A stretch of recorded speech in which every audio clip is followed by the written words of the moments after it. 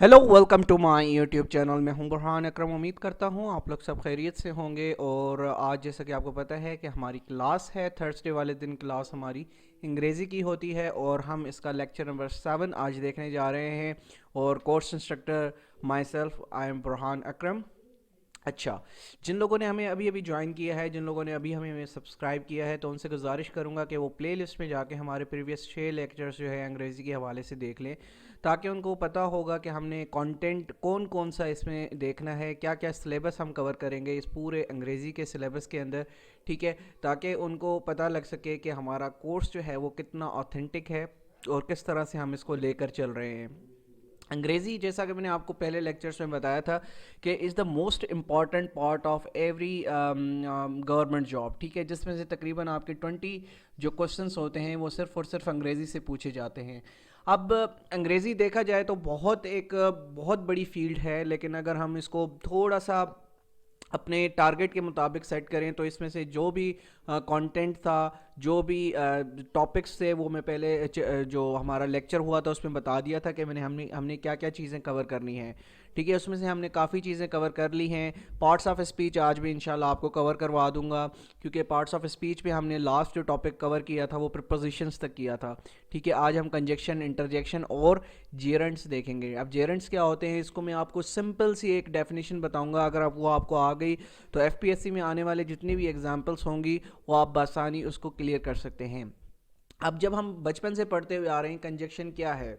ठीक है, कंजक्शन, अब ये बजाते खुद आप देखो, अगर इस पर आप पहली नज़र में आप ये वर्ड पढ़ें कंजक्शन, ठीक है, क्या इससे हमें पता लगता है कि वर्ड क्या बताता है। अब conjunction is a word phrase that connects two words. ठीक है, दो लफ्ज़ों को ये जोड़ता है। ठीक है, सेंटेंस के अंदर अ ग्रुप सेंटेंस कैसे बनता है, अ ग्रुप ऑफ टू और मोर वर्ड्स मेक सेंटेंस। अब उस सेंटेंस के अंदर क्या होता है, कंजक्शन एक पार्ट होता है जो दो वर्ड्स को आपस में लिंक करता है, जो उस लिंक करके हमें उस सेंटेंस का सही मतलब पता लग जाता है। ठीक है, अब इसकी डेफिनेशन को आप समझ लीजिए। अ कंजक्शन इज अ वर्ड और a phrase that connects words, phrases, clauses and sentences together.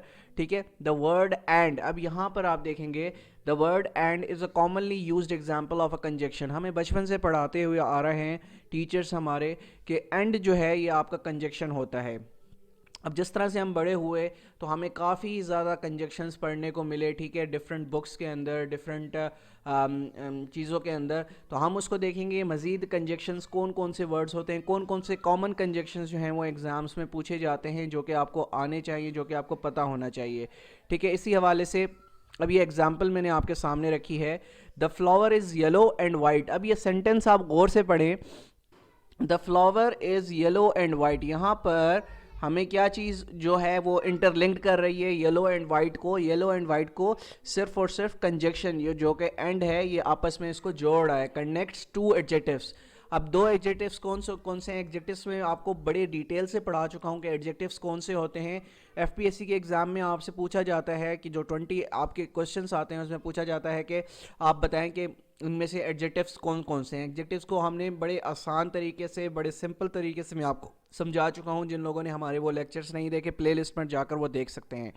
ठीक है, अब यहाँ पर देखें, the flower is yellow and white. अब ये दो एडजेक्टिव्स को आपस में मिला रहा है। मिलाने वाला वर्ड कौन सा है, एंड है। एंड क्या है, कंजक्शन है। ठीक है, इसी तरह से सेकंड एग्जांपल आप देख लें, the flower is yellow comma and it has a particular smell. अब दूसरे सेंटेंस यानी दूसरा पार्ट है सेंटेंस का, it has a particular smell. उसको जोड़ने के लिए कौन सा वर्ड जो है वो काम दे रहा है, वो एंड काम दे रहा है, और एंड हमारा क्या है, कंजक्शन है। ठीक है, कनेक्ट्स टू सेंटेंसेस। अब ये दो सेंटेंसेस हैं। अगर आप देखें, द फ्लावर इज़ येलो, यहाँ पर कॉमा आ गया, ये आपका एक सेंटेंस बन गया। It has a particular smell. अब इसको अगर हम जोड़ना चाहें इस सेंटेंस को, तो एंड वो किरदार अदा करेगा जो इन दो सेंटेंसेस को आपस में जोड़ेगा। ठीक है, ये चीज़ें आपने याद रखनी है। बहुत ही आसान है कंजक्शन को समझना, और जितने भी पार्ट्स ऑफ स्पीच है मैं बड़े डिटेल में पढ़ा चुका हूँ। ठीक है, इसको आपने सिर्फ और सिर्फ क्या देखना है, एक दफ़ा देखना है और आपने इसको आपको इसकी समझ आ जानी है, ठीक है। उसके बाद हम देख लेते हैं कंजक्शन की एग्जांपल्स मैं आपके सामने ले आया हूँ। The following list contains some of the most commonly use conjunctions. अब ये वो कंजक्शंस की लिस्ट है जो हमें कॉमनली यानी गवर्नमेंट जॉब के जो टेस्ट होते हैं उसमें ये चीज़ें पूछी जाती हैं, और मेजॉरिटी कैंडिडेट्स को ये चीज़ें नहीं पता होती। इवन हमारे जो पार्ट्स ऑफ स्पीच हैं, 8 पार्ट्स ऑफ स्पीच हैं, इसका भी बखूबी अंदाज़ा उनको नहीं होता, ठीक है। अब वो क्या क्या है, एंड जो है हमारा मोस्ट कॉमनली यूज्ड एग्जाम्पल है हमारी कंजक्शन की। उसके बाद और क्या क्या है, बट भी जो है ये क्या है, ये आपका एज अ कंजक्शन जो है वो यूज़ होता है। उसी के अलावा और जो है ये भी आपका एज अ कंजक्शन यानी दो सेंटेंसेस को आपस में मिलाने के लिए यूज़ होता है। सो भी हमारा कंजक्शन है, बिकॉज आपका कंजक्शन है, हाउएवर आपका कंजक्शन है। उसके बाद जो है चंद एक examples, after is also a conjunction, since is a conjunction, during is a conjunction, then is a conjunction, and unless is a conjunction. तो ये सारी वो कॉमन एग्जांपल्स हैं, दैट इज़ अ कंजक्शन, ठीक है। ये कॉमन एग्जांपल्स हैं, common conjunctions हैं जो आप नॉर्मल रूटीन में अपनी रोज़मर्रा की ज़िंदगी में, आप अगर प्राइवेट जॉब कर रहे हैं, गवर्नमेंट जॉब कर रहे हैं, एक दूसरे से बात करने के दौरान आप बहुत दफ़ा ये कंजक्शन वर्ड्स यूज़ करते हैं अपनी कन्वर्सेशन के दौरान, ठीक है। उसके अलावा वाइल आप यूज़ करते हैं। अब कंजक्शन को हम थोड़ा सेंटेंसेस में भी देख लेते हैं। सेंटेंसेस में जब हम कोई चीज़ देखते हैं, एक पर्टिकुलर एग्जाम्पल की फॉर्म में हम कोई चीज़ देखते हैं, तो वो हमें ज़्यादा जो है याद आ जाती है, ठीक है। इसको आप देख लें, conjunctions. Here are some example sentences that show the different ways we can use conjunctions. अब कौन कौन से वेज हैं वो देख लेते हैं। The parking lot was a field with cars, trucks and buses. अब हमने इस सेंटेंस पर गौर कीजिएगा। द पार्किंग लॉट यानी पार्किंग की जगह, वॉज फील्ड विद, अब किस किस से जो है वो भरी हुई थी, कार्स, ट्रक्स, अब बसेस। अगर हम यहाँ पर एंड हटा दें, ठीक है, अगर मैं यहाँ से एंड को रिमूव कर देता हूँ सपोज, तो हमारा सेंटेंस का एक जो वो होता है ना, चार्म होता है, एक मीनिंगफुल एक सेंटेंस बनकर आता है, वो नहीं बन सकता। द पार्किंग, अब इसको आप इसको इसको इसको ख़त्म कर कर पढ़ें, ठीक है। एंड समझें यहाँ पर इस जगह पर मौजूद नहीं है, ठीक है। अब आप इस सेंटेंस को पढ़िएगा। The parking lot was filled with cars, trucks and trucks, buses. अब आप इसको जोर से पढ़ें, अगेन पढ़ें। The parking lot was filled with cars, trucks, buses. लेकिन ये देखें सेंस एक बोलते हुए ही जो है आपको पता नहीं लग रहा। लेकिन जब हम जो है क्या करेंगे, जब हम इसको देख लेते हैं, जब हम इसको अब पढ़ते हैं, the parking lot was filled with cars, trucks and buses, यानी लास्ट वर्ड जो होगा, लास्ट पार्ट जो होगा, हम उसको कंजक्ट करेंगे किससे, जो भी उस पर सुइटेबल वर्ड आएगा। यहाँ पर एंड लगता है तो एंड बसेस। तो अब ये सेंस क्रिएट कर रहा है कोई सेंटेंस, ठीक है। इसी तरह से दूसरे सेंटेंसेस को आपको बताता हूँ कि बट किस तरह से यूज़ हुआ है। Natalie thinks that cats are cute, Natalie सोचती है कि cats are cute, comma, but she can't have any, लेकिन उसके पास कोई नहीं है, because she is allergic to them. अब यहाँ पर 3 चीज़ें की गई हैं, यानी नटाली के बारे में हमने बात की है कि उसको कैट्स बहुत क्यूट लगती हैं, लेकिन जब उस दूसरे सेंटेंस के साथ जोड़ने के लिए हम क्या इस्तेमाल कर रहे हैं, बट इस्तेमाल कर रहे हैं। बट क्या है, कंजक्शन है। शी कांट हैव एनी, क्यों, अब उसके पास वो कोई भी नहीं है, क्यों, अब वजह बनती है कि क्यों नहीं है, वजह क्या है क्यों होने ना होने की, तो अब because she is allergic to them, यानी उसको कैट से जो है वो एलर्जी है।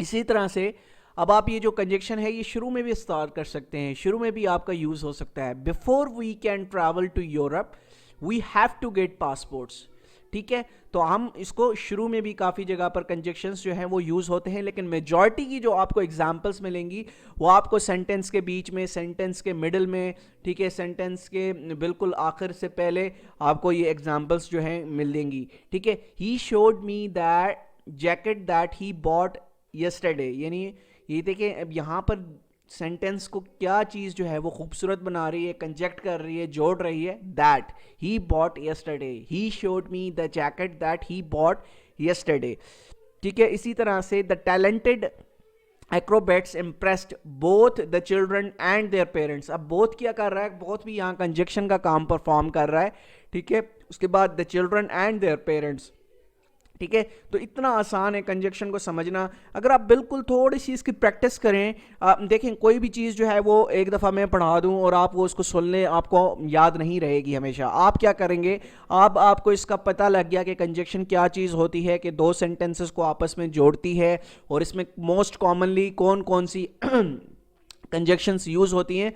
तो आप क्या करेंगे अब आप इसकी एग्जाम्पल कर सकते हैं। आप इसकी एग्जाम्पल जो है इंटरनेट से उठाएं, बुक से उठाएं, कोई भी एक्सरसाइज करें तो आप इसको सॉल्व कर देंगे। जितना ज़्यादा आप सॉल्व करेंगे उतना ज़्यादा आपको इसमें क्लैरिटी वाज़े होती जाएगी, ठीक है। उसके बाद हम देखते हैं द इंटरजेक्शन। ठीक है, हमारा पार्ट्स ऑफ स्पीच का आखिरी टॉपिक, 8वां पार्ट्स ऑफ स्पीच क्या कहलाता है? The interjection. ये क्या होते हैं? ये भी बड़ा इजी है। An interjection is a kind of exclamation inserted into a regular speech. Actually, it is brief and abrupt pause in a speech for expressing emotions.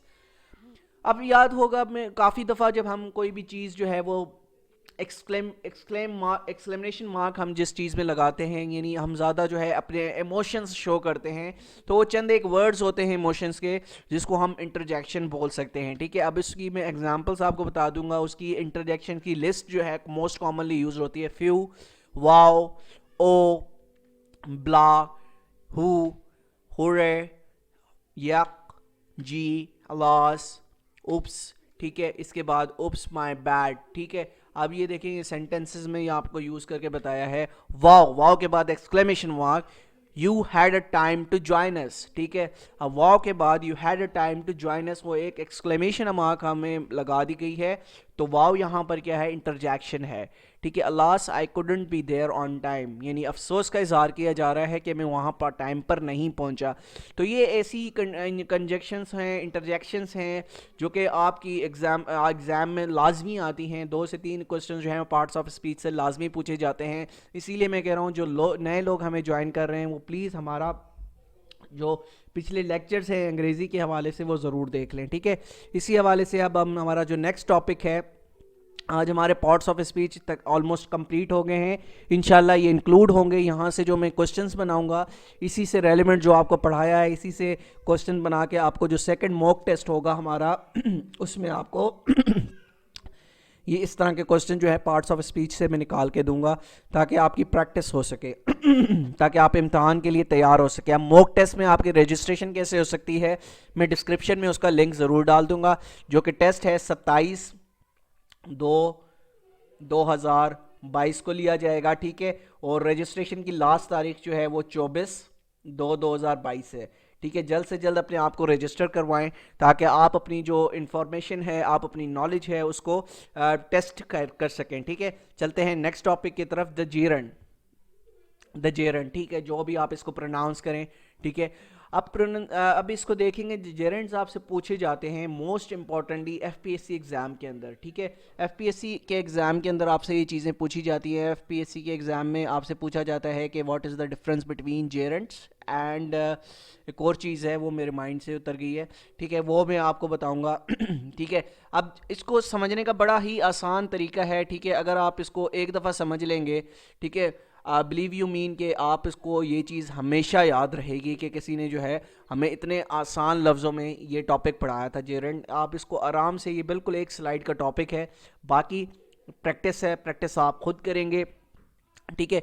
A gerund is a noun, ठीक है। A gerund is a noun formed from a verb. अब gerund जो है ये क्या है?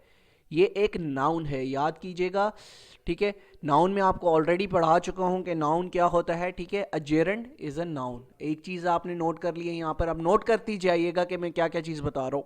अब gerund जो होता है वो नाउन होता है फॉर्म्ड फ्रॉम अ वर्ब। किस चीज़ से बनता है? वर्ब से बनता है। 2 चीज़ें आ गई हैं। A gerund is a noun, ठीक है, फॉर्म्ड फ्रॉम वर्ब, यानी वर्ब से बनता है। A gerund will always contain the ending. अब ये चीज़ें, ये ट्रिक याद कर लें मेरी ठीक है। अगर आपने थोड़े से 3 लफ्ज़ याद कर लिए आपको ये टॉपिक हम अभी से क्लियर हो जाएगा। जेरेंट विल ऑलवेज कंटेन, क्या कंटेन करता है वो देखते हैं, द एंडिंग आईएनजी। जो भी जेरेंट होगा ना वो आखिर में आईएनजी उसके लाजमी होगा, ठीक है। जो भी जेरेंट होगा उसके लास्ट में आईएनजी लफ्ज़ लाजमी होगा। उसके बाद हम एग्जाम्पल्स देख लेते हैं। जब तक हम एग्जाम्पल्स नहीं देखेंगे तो हमें चीज़ें समझ नहीं आती, तो ये देख लेते हैं। वर्ब जेरेंट, ठीक है। ये अब मैंने इसको क्या किया है, वर्ब और जेरेंट क्या होते हैं इसमें अब आपको वाज़े तरीन फ़र्क पता लग जाएगा, ठीक है। अब देखिएगा, टू रन हमारा क्या है? To run is a verb, ठीक है। To run is a verb. अब इसी वर्ब को जब हम जेरेंट बनाना चाहते हैं तो what we have added here we added here ing form. ठीक है, हमने क्या किया, वर्ब को जेरंड बनाने के लिए सिर्फ और सिर्फ हमने ing यहाँ पर लगा दिया, तो ये आपका क्या बन गया, जेरंड बन गया। इसी तरह से दूसरी एग्जांपल देख ले सेंटेंस के अंदर, ठीक है, वो आपको बता देता हूँ। अब देखें, I run every day, I run every day. ठीक है, अब रन यहाँ पर क्या है, यहाँ पर वर्ब है। ठीक है, ये याद रखना है, यहाँ तक वर्ब है। अब ये देखिए, आई लाइक रनिंग, जब ing इसमें लग गया तो ये आपका क्या बन गया, जेरंड बन गया। ठीक है, इसी तरह से हम आगे चीज़ें देखते हैं। In the first sentence run is used as a verb, जैसा कि मैंने आपको ऊपर बताया। I am doing the action to run. In the second sentence running is used as gerund noun. ठीक है, एज ए जेरंड नाउन वो use हुआ है। And like is the verb. ठीक है, उसके बाद आप देख लें, टू सिंग, सिंगिंग। ठीक है, टू सिंग क्या है, वर्ब है। सिंगिंग ing फॉर्म जब हम उसमें ऐड कर देते हैं तो वो जेरंड बन जाता है। सारा सिंग्स, सिंगिंग मेक्स सारा हैप्पी। सारा सिंग्स, सारा गाती है। सिंग्स क्या है, ये हमारा वर्ब है। सिंगिंग क्या है, ये हमारा जेरंड नाउन है। ठीक है, उसके बाद हम देख लेते हैं, व्हेन कंसिडरिंग जेरंड्स रिमेंबर, ये चीज़ें आपने याद रखनी है। अगर आपने ये चीज़ें याद रख ली तो समझ जाइएगा कि आपने इस टॉपिक को अच्छे से समझ लिया। Gerund always ends with ing, जो कि मैंने आपको पहले ही बताया है। एक रूल आपने याद रखना है, ये आपका हो गया एक रूल याद कर लें। दूसरा रूल क्या है, gerund is always a noun, ये हमेशा जो है ये नाउन होगा। ठीक है, ना ये प्रोनाउन होगा, ना ये एडजेक्टिव होगा, ना ये एडवर्ब होगा, ये क्या होगा, ये हमेशा नाउन होगा।